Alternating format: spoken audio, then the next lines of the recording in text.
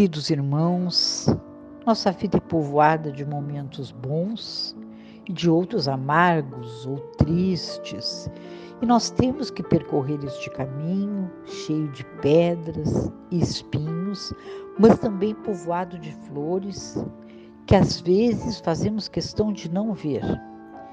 Então, em todos os momentos, nossa grande aliada é a fé, em especial neste momento agora, em que estamos fazendo a prece, como se estivéssemos naquela casa de amor, a casa de Fabiano de Cristo, concretizando a nossa fé na certeza de que a cúpula espiritual de Fabiano de Cristo está conosco, nos trazendo bálsamos de luz, de amor e de consolo.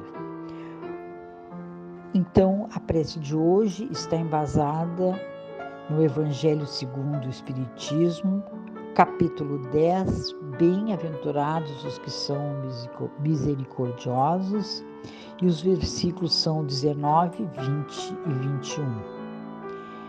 Então, há uma pergunta, diz assim: será repreensível observar as imperfeições dos outros quando disso não pode resultar nenhum proveito para eles, mesmo que não as divulguemos? E a resposta dada pelos Espíritos é: tudo depende da intenção. Certamente não é proibido ver o mal, quando o mal exista. Seria inconveniente ver por toda parte somente o bem. Seria uma ilusão que prejudicaria o progresso. O erro está em direcionar tal observação em prejuízo do próximo, rebaixando-o sem necessidade perante a opinião pública. Seria ainda condenável fazer isso apenas para satisfazer a nós mesmos, com um sentimento de malevolência e de alegria ao verificar o defeito dos outros. Então, queridos irmãos, essa questão da malevolência, ela é um grande empecilho do nosso progresso espiritual. No livro A Essência da Amizade, encontramos um precioso texto de autoria de Roberto Holden, que trata da velha questão da maledicência. Com o título de Não Fales Mal de Ninguém, o referido autor tece os seguintes comentários: toda pessoa não suficientemente realizada em si mesma tem a instintiva tendência de falar mal dos outros. Esses homens julgam necessário apagar luzes alheias a fim de fazerem brilhar mais intensamente a sua própria luz. São como vagalumes que não podem luzir senão por entre as trevas da noite, porque a luz das suas lanternas fosfóreas é muito fraca. Quem tem bastante luz própria não necessita apagar ou diminuir as luzes dos outros para poder brilhar. Quem tem valor em si mesmo não necessita medir o seu valor pelo desvalor dos outros. Quem tem vigorosa saúde espiritual não necessita chamar doentes os outros para gozar a consciência da saúde própria.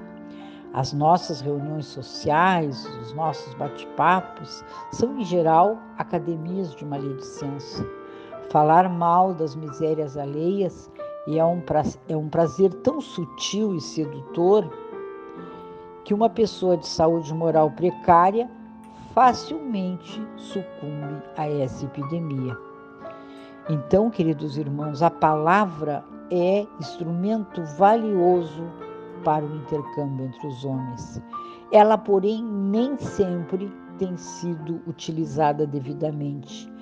Poucos são os homens que se valem desse precioso recurso para construir esperanças, balsamizar dores e traçar rotas seguras. Fala-se muito por falar, para matar o tempo. A palavra, não poucas vezes, converte-se em estilete da impiedade, em lâmina da maledicência e em bisturi da revolta. Semelhantes a gotas de luz, as boas palavras dirigem conflitos e resolvem dificuldades. Falando, espíritos missionários reformularam os alicerces do pensamento humano. Falando, não há muito, Hitler hipnotizou multidões enceguecidas que se atiraram sobre outras nações, transformando-as em ruínas. Guerras e planos de paz sofrem a poderosa influência da palavra. Há quem pronuncie palavras doces, com lábios encharcados pelo fel. Há aqueles que falam meigamente, cheios de ira e de ódio. São enfermos em demorado processo de reajuste. Portanto, cabe às pessoas lúcidas e de bom senso não dar ensejo para que o veneno da maledicência se alastre, infelicitando e destruindo vidas. Porque, de acordo com o Evangelho de Lucas, a boca fala do que está cheio o coração. E muitas vezes, então, existem essa maledicência se dá também porque nós temos a mania de julgar os outros antecipadamente, sem um conhecimento, né? E aí, então, nós fazemos os nossos julgamentos sobre as pessoas. Então, eu vou falar uma outra historinha que fala sobre isso, né? Um homem, ele queria fazer com que os filhos aprendessem sobre o julgamento. Então, ele envia cada um dos 4 filhos dele para, em estações diferentes, né, do ano, a uma terra distante para observar determinada árvore. O primeiro filho chegou no inverno, o segundo na primavera, o terceiro no verão e o quarto no outono. O primeiro informou que a árvore era feia, além de seca e toda distorcida. O segundo disse que, ao contrário, a árvore estava carregada de botões, cheia de promessas. O outro filho contestou aos 2 irmãos e afirmou que viu a árvore coberta de flores, que elas tinham um cheiro tão doce e eram tão bonitas que ele arriscaria dizer que eram a coisa mais graciosa que ele jamais havia visto.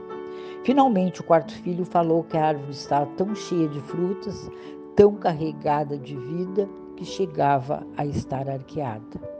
O pai ponderado explicou que todos estavam certos. No entanto, cada um deles julgara a árvore exatamente pela época do ano em que a havia visto. Na vida, continuou, também é assim. Quase sempre somos precipitados nos julgamentos. Para julgar com acerto, compete-nos observar com atenção e colher informações detalhadas. Dessa forma, queridos irmãos, não julguemos situações e pessoas por um momento apenas. Consideremos que todos passamos pelos dias de isolado no inverno, dias de tristeza, de solidão, de problemas superlativos. Nessa estação da vida, parecemos árvores de galhos retorcidos. Contudo, quando a esperança faz morada na intimidade, carregamos-nos de promessas, de brotões prontos a explodirem em flores. Então acenamos com cores vibrantes, flores perfumadas, graciosas, que logo mais se transformarão em produção abundante de frutos. Pensemos nisso e não façamos julgamentos precipitados de situações, de pessoas, de companheiros, de amigos, parentes. Verifiquemos antes em que estação do ano estagia a alma de quem vamos julgar. E se descobrirmos que o inverno envolve aquela criatura, estendamos a contribuição do sol da nossa amizade, o adubo do nosso auxílio, a proteção do nosso carinho. Queridos irmãos, coloquemos em nosso coração o amor, a benevolência, a caridade e tentemos evitar esses momentos de maledicência, os momentos de julgamento. Para isso é necessário que nós oremos, orai e vigiai, segundo o Evangelho, nos momentos em que nos sentirmos fragilizados, em que nos sentirmos levados pelo outro que está conosco e que contribui para que a maledicência seja colocada em prática. Sejamos fortes, tenhamos no coração a fé, o amor e a caridade. Que Jesus nos proteja e nos envolva sempre.